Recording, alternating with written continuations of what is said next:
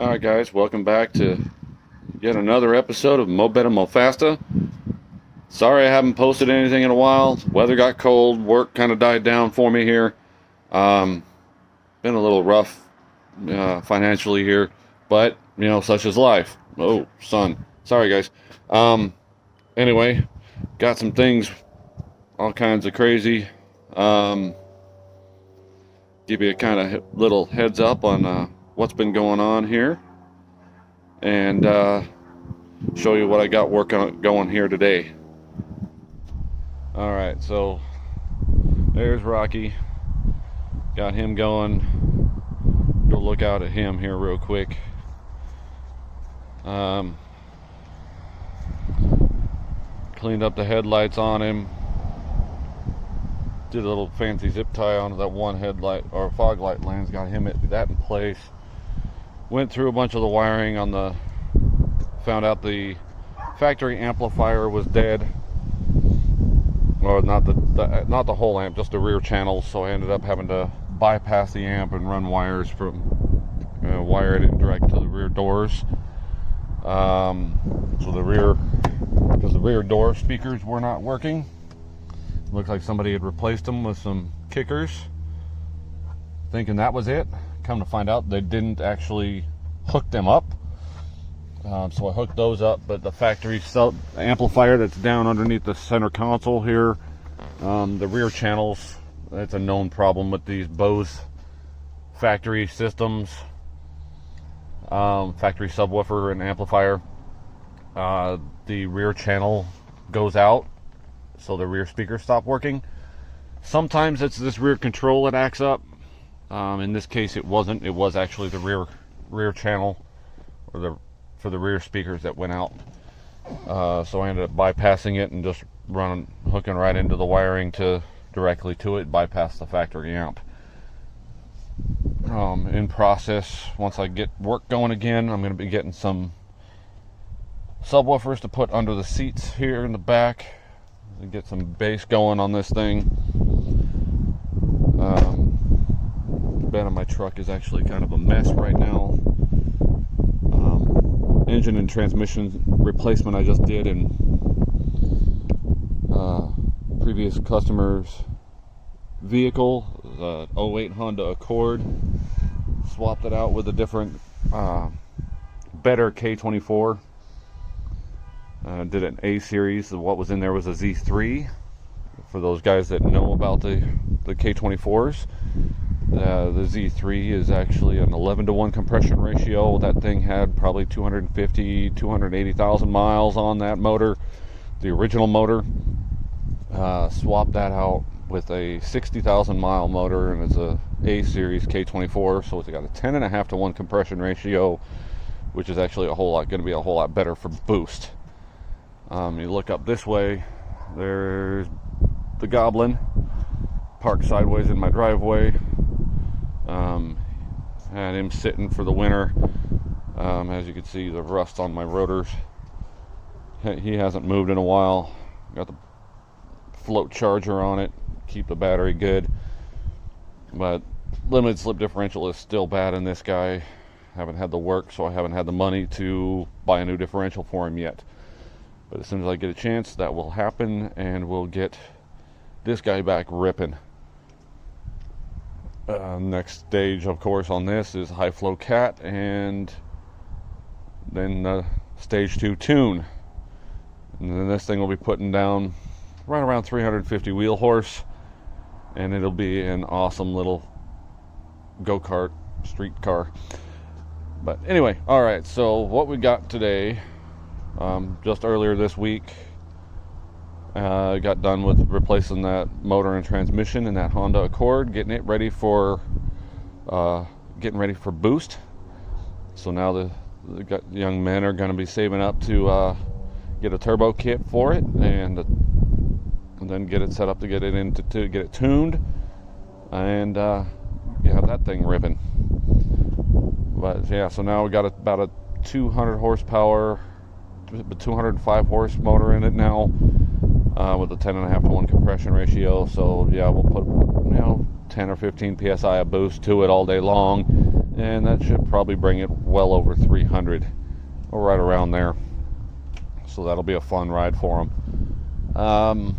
But what we got going on here, you kind of see on the top of the screen, is something red. It is a 2011 Camaro SS, and yes, it's a convertible. I'm not a big fan of convertibles, and this one in particular is an automatic, so it's actually got less horsepower.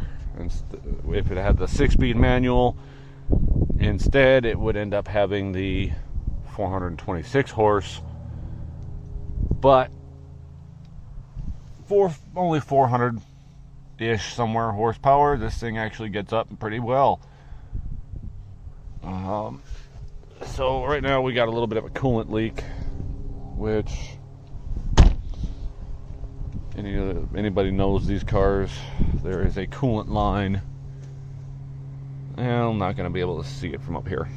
I've already gotten down under here and diagnosed what the problem is.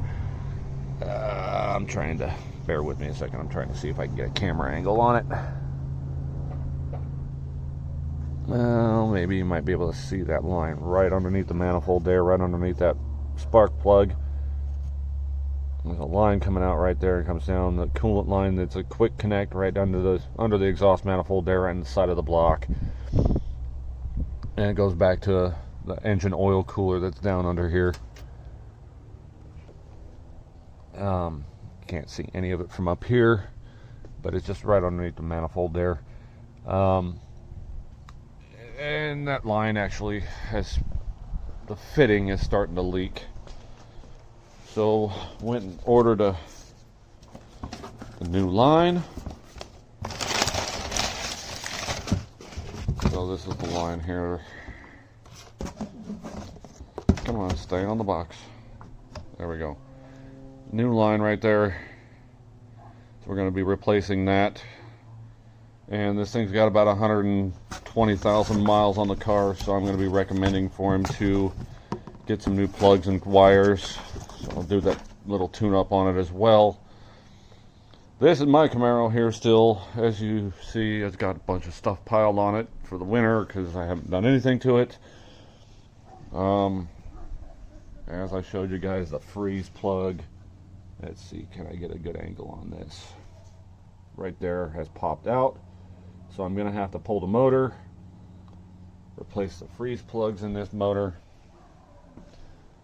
I got this carburetor sitting in this bag down here. I got to try to put on it. I went, as you see, there's a couple gas cans sitting underneath there. I tried using the electric pump that's on here to pump the old fuel out of the tank. It didn't work. The pump jammed up. There is no, you see, I got the fuel filter off of it. Got the fuel line opened up. It's dry line, so it's not even getting any fuel out of the tank. But the gauge is reading full. So it's all gummed up in there, so I'm going to have to drop the tank out of this thing. It's got a like aftermarket electric fuel pump on this thing. You can see the lines right here. Let's see if I can get my camera in here, guys. There's the pump. There's the pump right there. The fuel filter goes right in here. But I gotta pull this tank out, clean it out real good, see what's going on, see if I can't get the main line coming from the tank cleared out so it'll start pumping. But the brakes were seized up on this thing, so I got this one off already.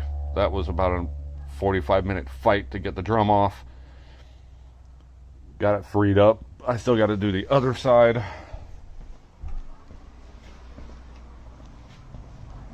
Still got the drum on there, so I still got to fight with that one to get that drum off. Already broke one of my little dead blow hammers in the process. But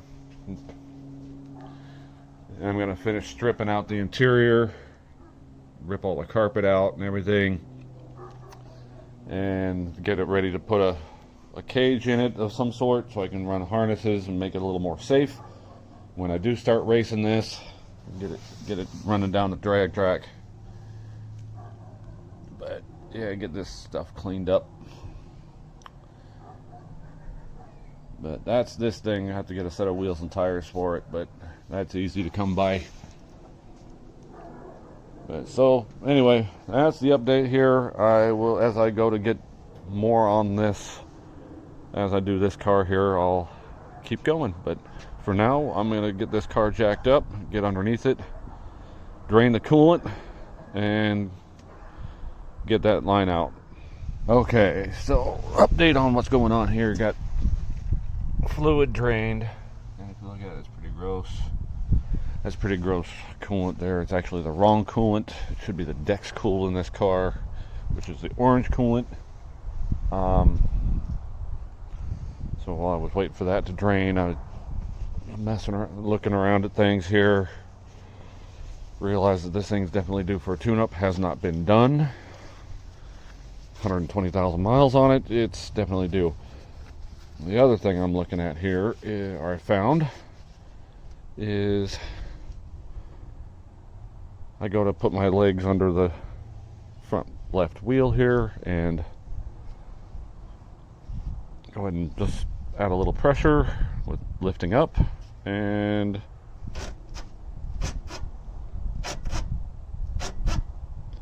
don't know if you guys can really see that moving because I'm moving, trying to lift up on this. But let's see if I can get a shot of the strut mount here. Alright, let's try looking at the strut mount.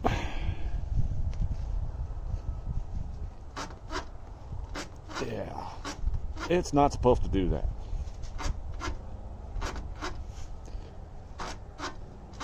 So I noticed when I was driving it that, and he also commented that, you know, there's a vibration over 40 miles an hour, like a little wobble to the steering wheel. Well, that would be the bad strut. So just gave him the information of what it's going to cost for replacing the struts on this thing, and also the tune-up. So looks like this car is probably going to be coming back here next week or so for some more work. So there will be more video to come on this car, but for now that it's done draining on the coolant, let me climb, crawl, slither, wiggle my way under this car here. Give you a look, see at what I'm looking at with this line. All right, flip over. Sorry, hope I'm not making you seasick. You gotta wiggle under this car here. So I got these two lines right here. Come on, camera, focus. They're little quick connects.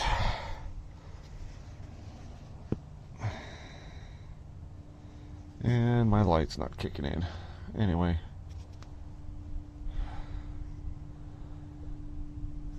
Okay, I can't just turn my light on with my glove on. There we go. Alright. So I got these two lines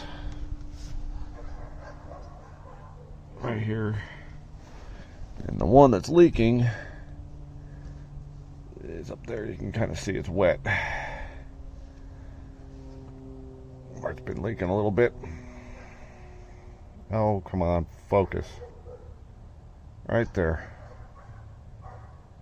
So that's the one we're going to replace. It's coming down from up there. Out of this, right there. Out of the side of the block. Comes over, comes down, and hooks in right at the bottom of this cooler here. See the oil cooler. The other side of it there, right next to the oil filter. But so that's where that guy is. So we're gonna disconnect this line right here, and it goes up, loops around a little bit. Wish I could get a little bit better angle on that, but it's kind of tight. Maybe. Yeah, there we go.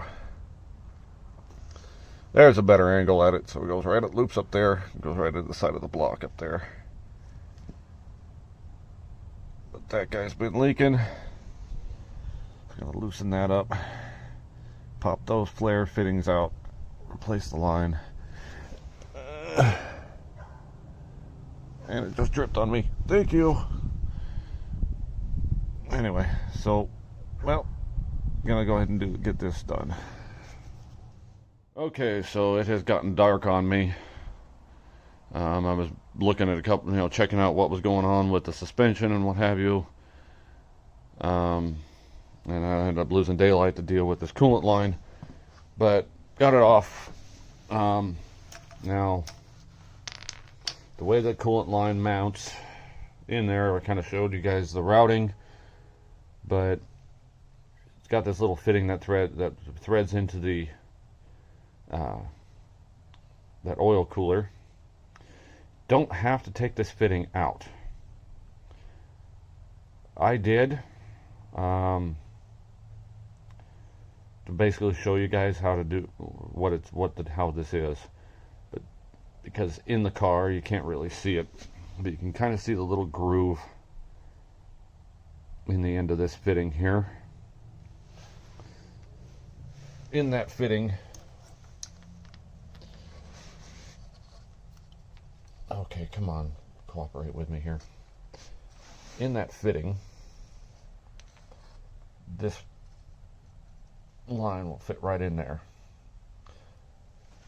I'm not going to push it all the way in. See, it's going to pop in past that little lip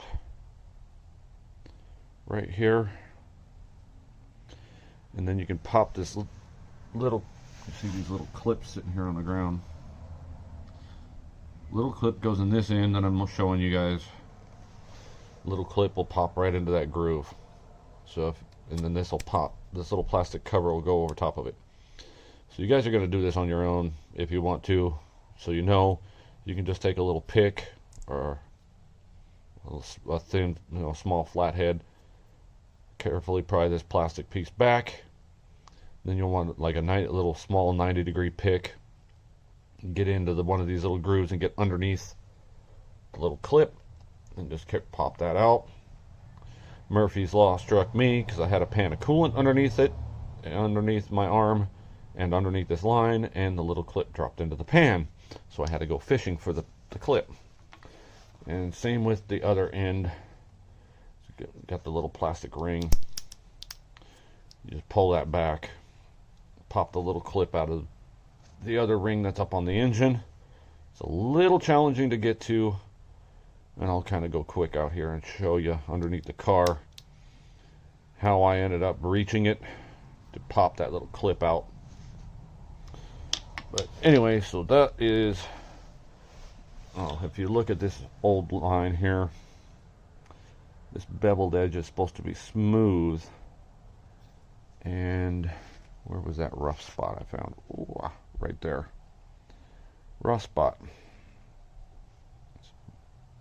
That's where it's leaking. Just a tiny little drip when it cools down. Under pressure, when it's warmed up, it didn't seem to leak.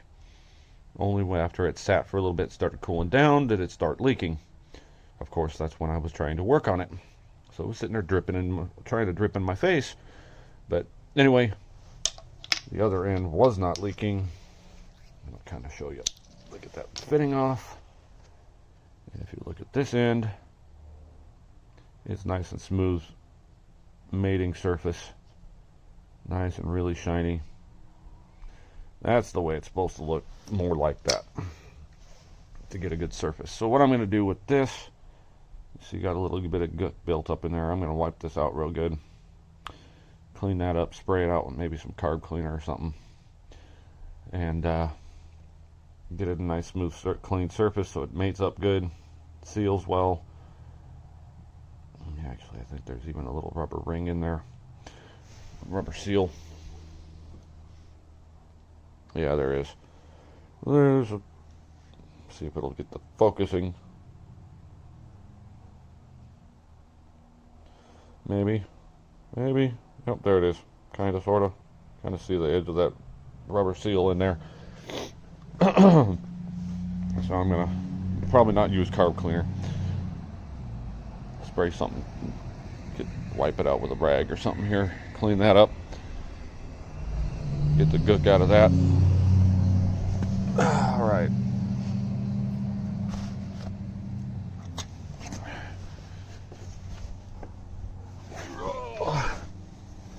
climb under here. Ugh.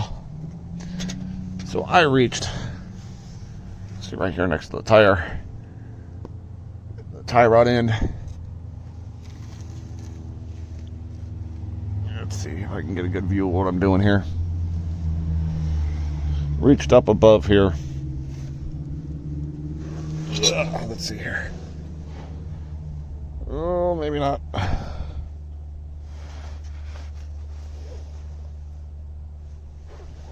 Oh my goodness. Can I even get myself back in that position? I don't know. Okay, so you see you got the lower control arm bars here.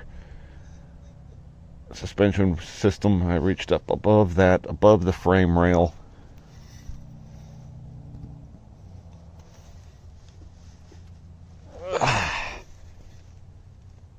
Maybe. Okay, maybe not.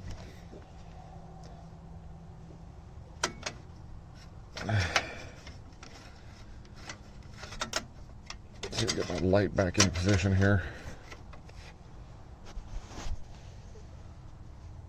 I reached up through here to get at that line to get the pick. But you can see where it's at right there. The other fitting threaded in there still. It looks kind of blurry. Come on, focus. But right in here, where the coolant just dripped from. It's dripping on my head. But yeah, right up in there. Let's see if I can get this focus. Focus, camera. No, not gonna focus. Oh well. Anyway, so that's where it's gonna go, and that comes down, ow, to down here. The other fitting goes right there. All right. So now I'm gonna put the new line back in.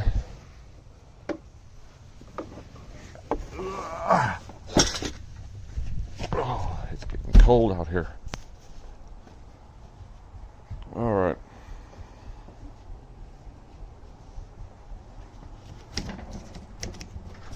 Open the box back up because I stuck it back in the box.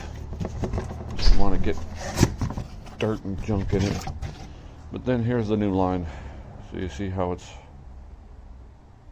all smooth and clean and nice sharp edges.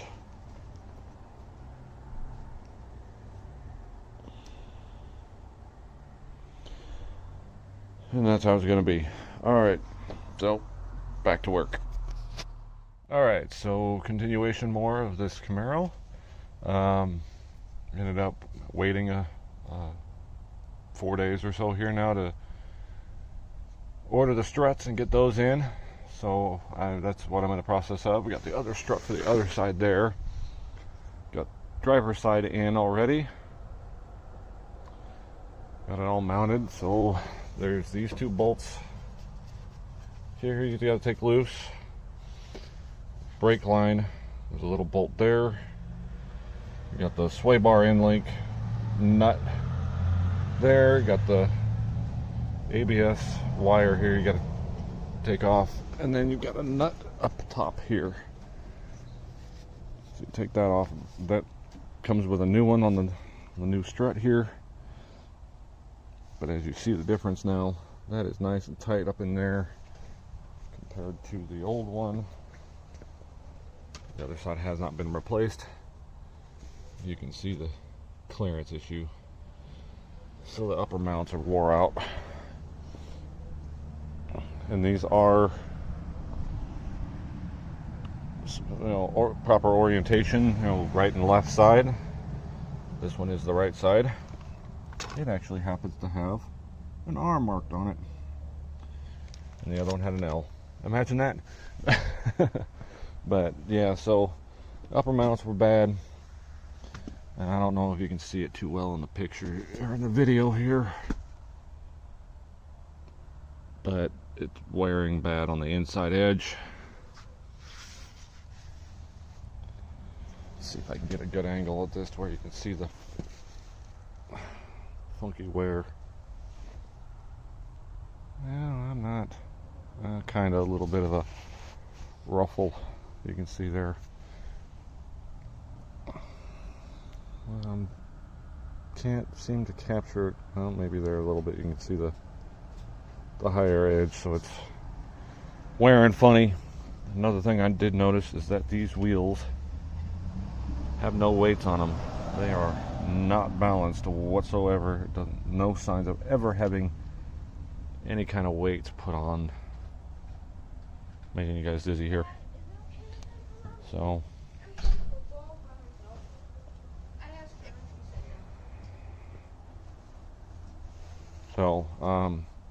gonna recommend to have him take this thing in and get the wheels balanced, because I'm not seeing any sign of any weights on any of these wheels. Got some dirt, but yeah, there's no sign of weights on here. And then also, one last test drive I did after I placed the plugs in the coolant line, I heard a rattle under this thing besides the strut. Was wondering what it was. It was kind of tinny. And I get underneath this car here, and I see the muffler just resting on this cross bar here. Let's see if I can get my pry bar in here and show you guys. Well, actually, let's see here. Oh my goodness. It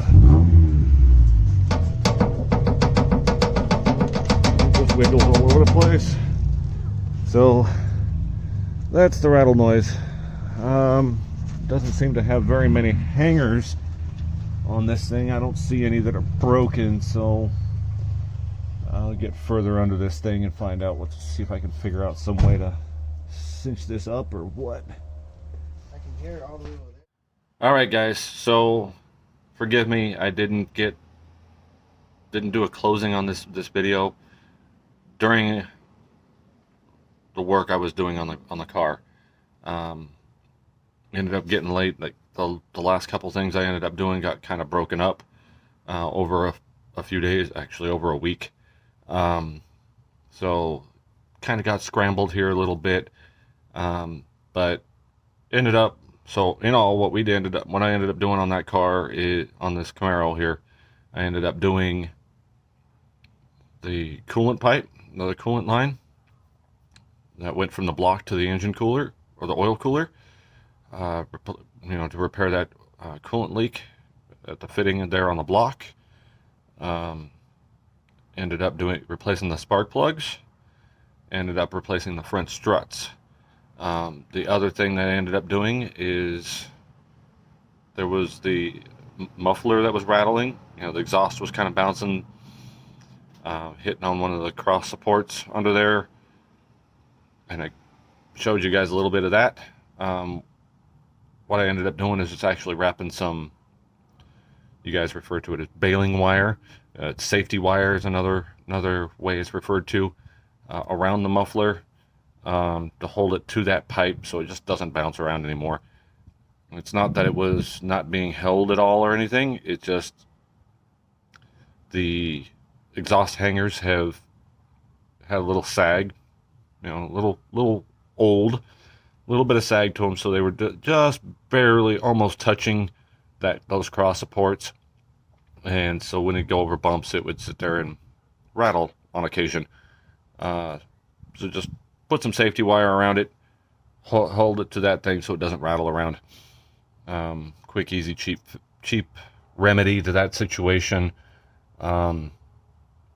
versus having to go through and buy a bunch of new hangers, or cutting the pipe and having it re-welded back, in a higher position.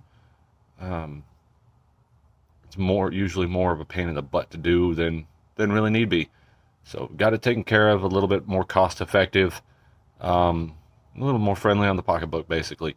So, yeah, it's not necessarily the appropriate way to do it, but you know what? Customer was okay with it. And you know what? It works. People that know me know I've done far worse than that. For example, baling wire and ratchet straps to replace or repair a broken alternator bracket on a 65 Chevy half-ton pickup. Worked for 6 months, and it probably could have kept working. Finally got around to fixing it properly and making a new bracket set up for it. But you know what? When you got to, you got to. And it worked. Anyway. Oh, well, I'll go back to the kneeling position because sun. All right. So, guys, thanks for watching. Look forward to doing more videos here. Want to try to get more on this guy here. Get the stuff off of the top of that thing. Yeah, as you can see, those are the empty boxes for the struts. But yeah, get more on this car, get it running. Like I said, I got the freeze plugs to replace. Got to finish dropping the fuel tank on that guy. And get it cleaned out, get the lines blown out. Get the fuel system working. Get the carb put on it. And probably before I do the freeze plugs, I'm probably going to get this fuel system working. Try and fire it up. Make sure it runs good. And then worry about getting all the other details worked out. Of course, I got to get some wheels and tires for it, but that's easy to come by. $100 or so. Get a used set of wheels and tires, Steelies, whatever I can get. Throw it on there, just get it rolling. Get it on the road, have some fun with it, and show you some more of that stuff. This little guy, my little blue goblin sitting here. This guy, he's on hold. Who knows? I'm waiting to see if I can get a used transmission from the U-Pull-It, what they call jalopy, jungle, or pick apart here in the area, to see if I can't get a used transmission from them, because I can get one for like $125, $150, versus the $1,000 for the new differential that I really want to get. But if I get that used transmission, at least then I can get this thing back up and running and drivable until I can save up $1,000 to get the new differential that I want. But all right, so that's it for now. Thanks for watching. Don't forget to tell your friends, subscribe. Let's build this channel. Let's get more viewers, and we'll get more done. Do more stuff. I really want to start doing some more fun stuff. Hopefully this year will be a whole lot better than last year. And hopefully we'll be able to get out to the track with this car, the new race car. Hopefully get that on the track a bit and get some videos of having some fun. All right, guys. See you next time. Thanks for tuning in to Mo Better, Mo Faster.